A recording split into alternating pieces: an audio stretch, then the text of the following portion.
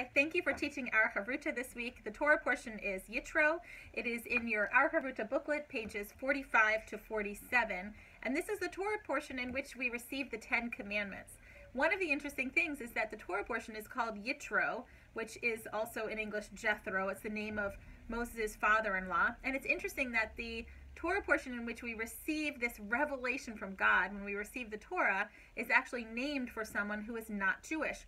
So what is the significance of our biggest revelation with God appearing in a Torah portion that is named after someone who is not an Israelite? Yitro is the one, if you remember, who takes Moses and sees that Moses is overburdened because all of the people are coming to him with all of their questions and their legal cases and their disputes, and Moses is trying to settle all of them. So there's a long line and he's exhausted. Yitro comes, he sees his son-in-law suffering, and he says, Moses, you can't do this all alone. And he helps Moses organize so that there are judges over thousands, over hundreds, and over smaller groups, so that the burden is taken off of Moses, and Moses only has to come in when the dispute is too hard for anyone else to settle. And so it's only in the midst of this organization where you have a legal structure that the Torah can be received.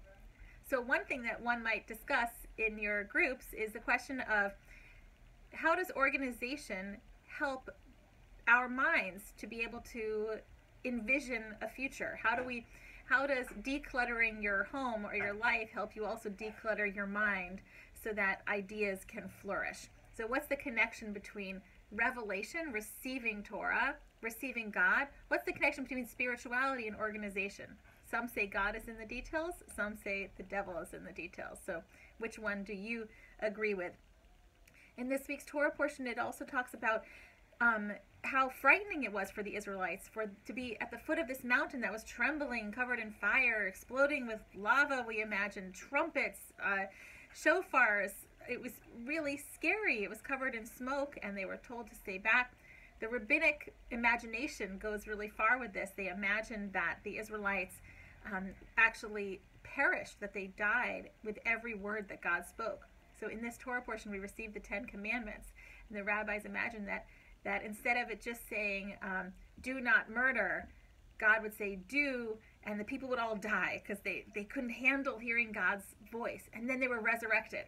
And then they heard not, and then they all died. And then they were resurrected. So each word was so powerful that it killed them. Other rabbis say that everyone heard revelation in the way that they're able to hear it. So for some people, they heard a general's command. For another person, they might have heard a mother's lullaby, or the coo of a dove, or the purring of a kitten. Everybody heard in a language and in a way that made sense to them. So what is the way that you experience God? What is the language through which God speaks to you? Maybe it's through flowers. Maybe it's through love. Maybe it's through a child's face. What is the way that you experience God? It's also interesting in this Torah portion, the rabbis point out this significant verse where the people say, Na'aseh v'nishma, which means we will do and we will hear.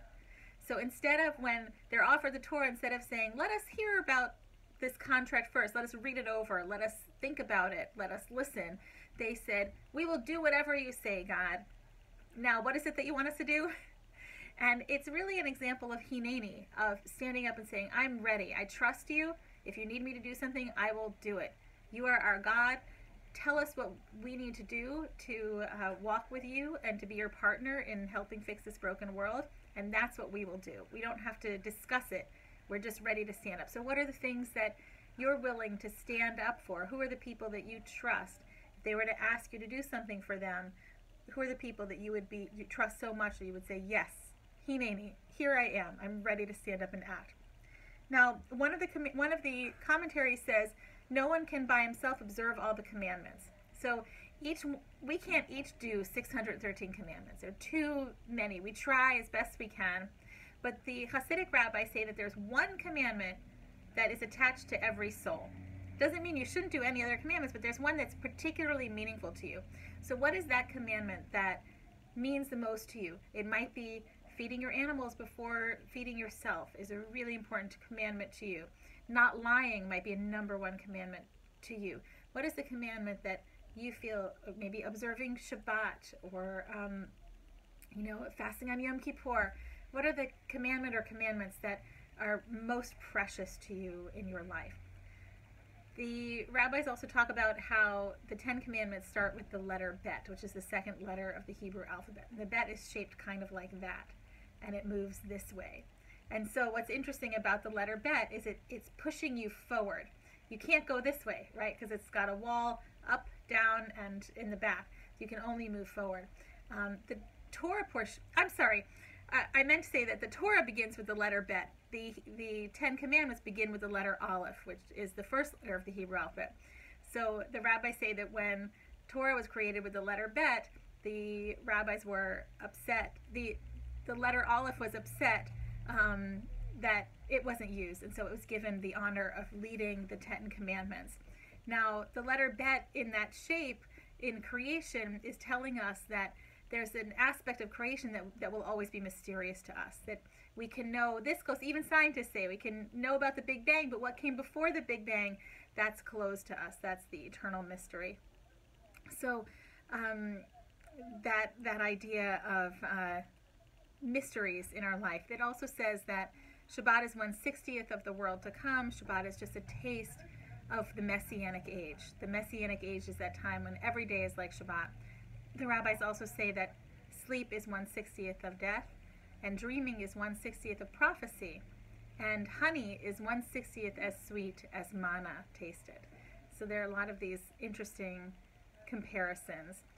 So those are just a little tour of this week's Torah portion. I hope that you can find 2 or 3 gems that really speak to you. Make a list of questions based on those gems. Think of a couple personal stories you might be willing to share, and have a wonderful conversation with the students. Thank you.